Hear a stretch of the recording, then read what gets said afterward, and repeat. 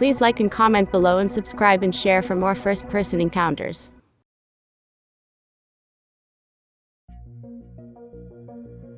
Case A004-1. My Alien Protector. It was 1994 or 1995, I am not too clear on the date because I was 4 or 5 years old at the time. I know it was late summer because it had to have been to be warm enough in Wisconsin to swim in a pool.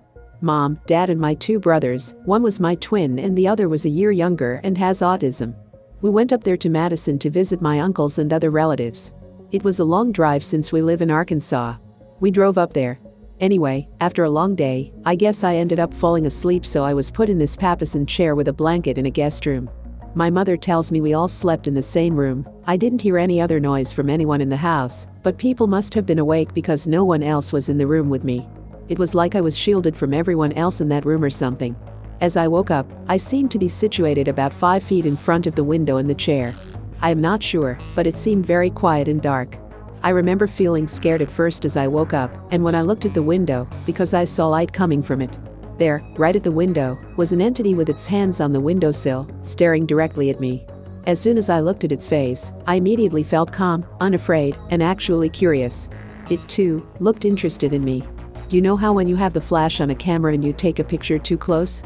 How the light from the flash is so bright you can't really see the detail of someone or something? That's what the light on its body looked like. A white light. But also, around its body, was this golden aura. Almost metallic looking. It seemed to tilt its head sideways slightly. I remember its eyes were small, black, but it seemed to have a reassuring look. I felt like everything was going to be okay. It was like it was comforting me somehow. And then, after that, I must have lost consciousness. It was an odd atmosphere in the room for sure. I cannot explain it. I know there are gray aliens, reptilians, and other aliens, but I have never heard of this particular type. I have researched everywhere and have come up with nothing. From what I could tell though, it seemed to observe children as if it was guarding me or protecting me from something. That's how I perceive it.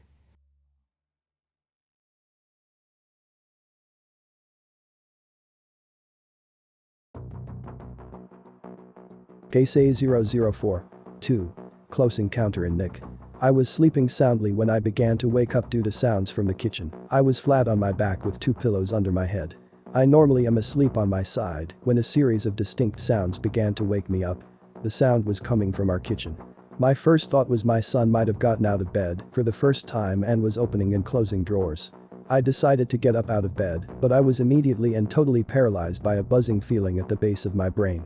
Immediately my mind focused away from the noises to what I thought I was having, which was a stroke or brain hemorrhage or some sort of serious problem. I could not open my eyes, I could not move my legs or any part of my body. The buzzing did not hurt. My mind was 100% totally awake, yet I was unable to move my body. I attempted, at first, to move my feet, then legs. Then my arms and get up. But I absolutely could not. It was like a weight on my body. There was no pain. I could not speak. I decided to try to open my eyes. I could not. I concentrated on opening just one eye, which was my right eye. It took every bit of trying to get the eyelid to open. As it started to open, I noticed a creature with its arms extended over me at my knees. Its hands were glowing yellow-greenish. Immediately I knew it was not my son. This has to be an alien. I was completely amazed. I struggled to keep my eye open. Suddenly this thing moved out of the room directly through the wall. It moved fast and was silent. The fact that it went through the wall was overwhelming. The paralysis quickly went away. Physically I felt fine, yet amazed at the event and experience I had. I went into my son's room to check on him. He seemed fine. I walked to the kitchen and around, then returned to the bedroom and went back to bed. I chose not to wake my wife, who had been next to me the whole time. I kept this experience to myself, briefly but seriously mentioning it the next day. 3 days later I became really afraid, and since that time I have just tried to deal with not knowing what this thing was and what it maybe had done to me.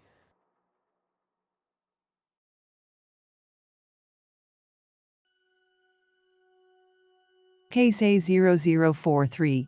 Strange Encounters. I was asleep on the second story of the house facing the backyard. I was asleep, but felt like I was underwater. All sounds were muffled. I felt total peace and contentment. I felt warm and safe. I opened my eyes and saw a small, slightly glowing alien. I say he because I felt the alien was male, was pulling a long, red, thin, firm strand out of my left elbow. His graceful fingers were extra long and thin, grasping and pulling. He was pulling out the strand smoothly in a rhythm that was methodical and gentle.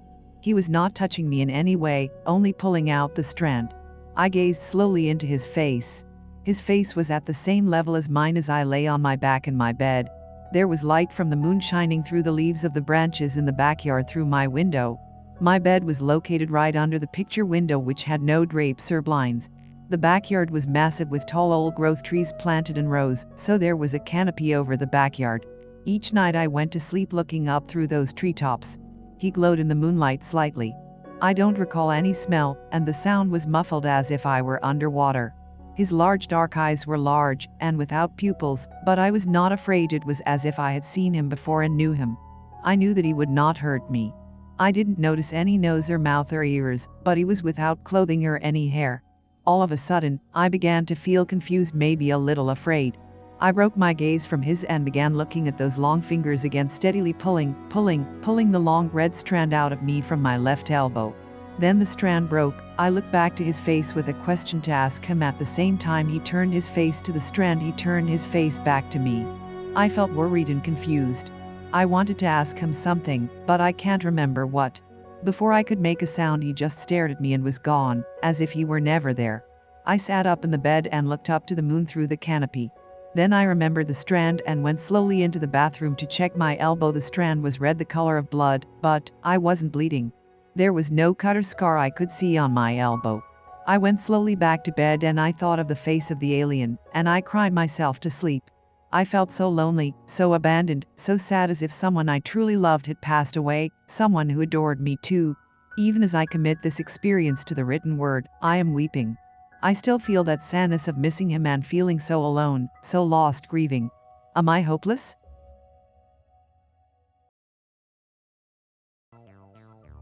Case A004-4.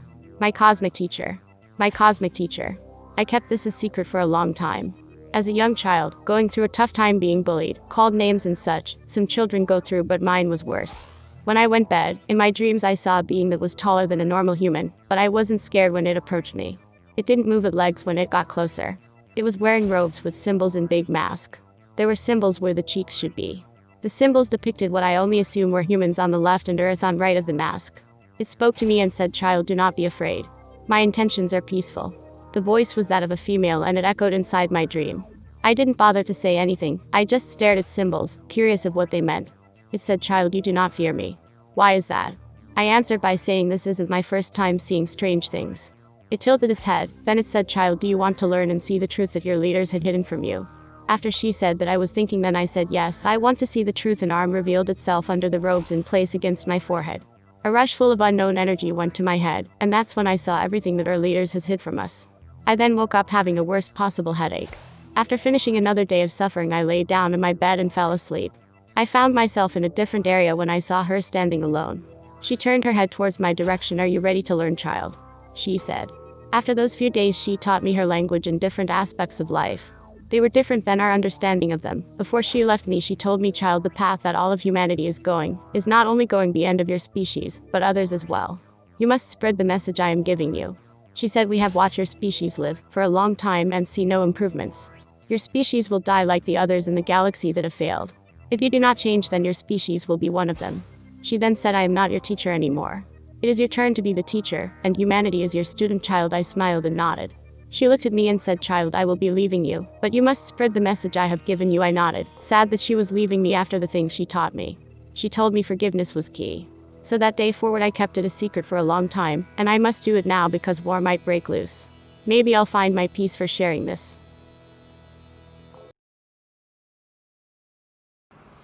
This is Lon Strickler. If you like this program, it would help us if you would give it a thumbs up. Then subscribe and click the bell icon so you get notification when we upload new first-person encounters. We have many more to come very soon. And by the way, if you have a suggestion or an experience of your own, please leave a comment.